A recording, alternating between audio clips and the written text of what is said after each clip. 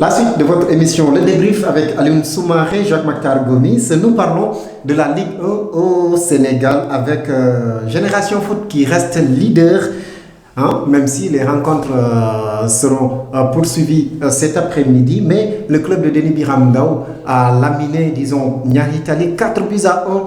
Une bonne façon de préparer Oroya AC vendredi. Ah oui, une très bonne façon de préparer Oroya cette semaine, en infligeant à Niary Tally une défaite sans appel de 4-1. Ça prouve encore une fois de plus que Génération Foot est en train de devenir un grand du Sénégal, mais aussi certainement un grand d'Afrique, parce que là, ils ont tenu la dragée aux Guinéens du Oroya, même s'ils ont perdu par 2-1. Il y a toujours de la place. Jouable, là. Très jouable, avec 1-0, le problème est réglé, mais il va falloir jouer crânement et ne pas, surtout pas encaisser à Dakar.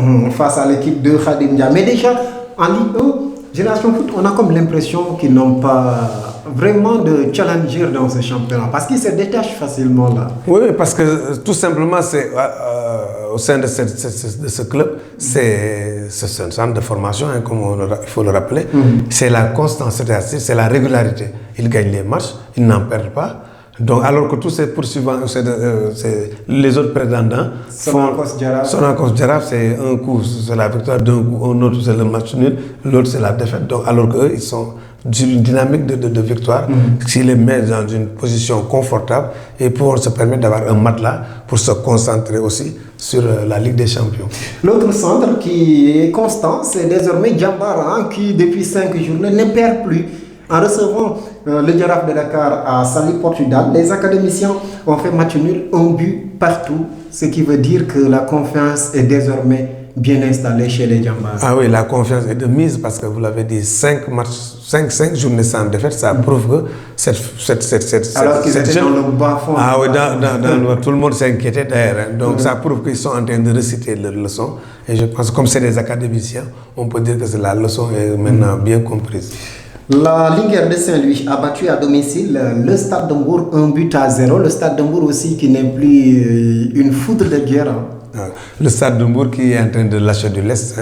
Et la Linguère en a profité pour gagner 3 points. Parce que dans ce championnat, alors tous les points seront importants. Et les Samba Linguère se rapprochent désormais du podium. Mais c'est normal parce que Saint-Louis mérite quand même d'avoir une très bonne équipe en championnat.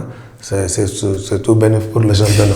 Ça, c'est la plus grosse surprise de cette 16e journée, coïncidant avec la première de la phase retour. Cette défaite à domicile de Mbour Petite Côte devant le Ndiambour de Louga, 5-1, alors que Ndiambour quand même était dans une situation inconfortable, dans des difficultés, le départ de son coach, entre autres points noirs, mais ils ont réussi ce hold-up, disons, à l'extérieur devant Mbour Petite Côte. Ça, c'est le hold-up du siècle là, au Sénégal, quand même, parce que personne ne s'attendait à cette défaite-là de Mbour Petite Côte, d'autant plus qu'ils étaient africains il n'y a pas longtemps. Mais je pense que depuis cette élimination, il y a un ressort qui s'est un peu cassé. Et ils sont en train de payer cette contre-performance en Afrique.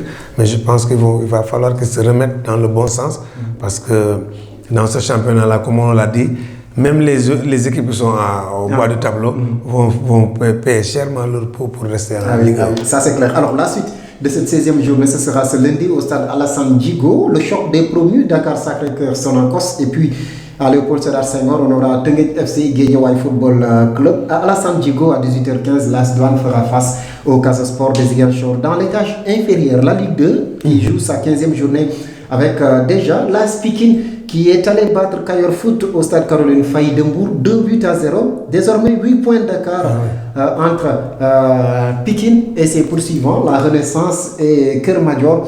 Pikine, disons, est vraiment a pris son envol. Non seulement ils ont pris leur envol, mais ils sont en train de composter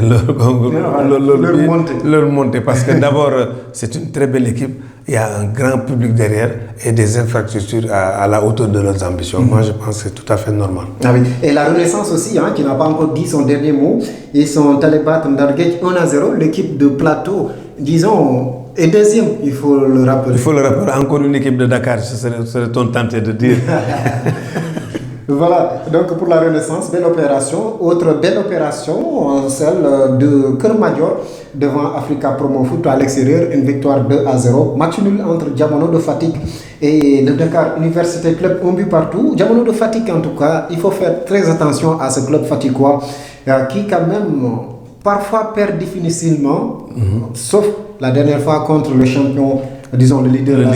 Mais ils se sont battus face au Dakar University Club, ancien pensionnaire de Ligue 1. Donc moi je pense que Diamono de Fatick, comme tout à l'heure je l'ai souligné pour Pikine, Fatick mérite d'avoir un club en Ligue 1 pour plusieurs raisons, parce que c'est la ville du président et du ministre des Sports, et ils ont beaucoup de supporters, et ensuite ils ont un stade fonctionnel. Donc moi je pense que toutes ces villes-là qui ont des stades fonctionnels méritent d'avoir des équipes en Ligue 1. C'est pour permettre à ce championnat-là, à ces joueurs-là d'évoluer sur des terrains quand même. Et puis une meilleure façon de décentraliser aussi. Voilà. La suite de cette 15e journée de la Ligue 2, ce sera ce lundi avec déjà l'Union Sportive de Gorée qui se doit de gagner devant le Port. Attention, et puis ça ne sera pas chose facile. Mais Gorée qui est en train de lâcher des points un peu partout, je pense qu'on peut le dire d'une manière un peu sarcastique. C'est l'équipe du président, il a la tête à la Coupe du Monde, il n'a pas la tête à son club. Et puis au trophée qui est Non, mais pour d'abord reçoit EJ Fatick, notre club donc de la ville de Fatick, ce sera au stade Léopold Sédar Senghor. Et puis Yego contre l'équipe de Etix. Voilà tout ce qu'on pouvait dire pour la Ligue 1 et la Ligue 2, le foot local. Tout de suite, du football, mais sur l'international.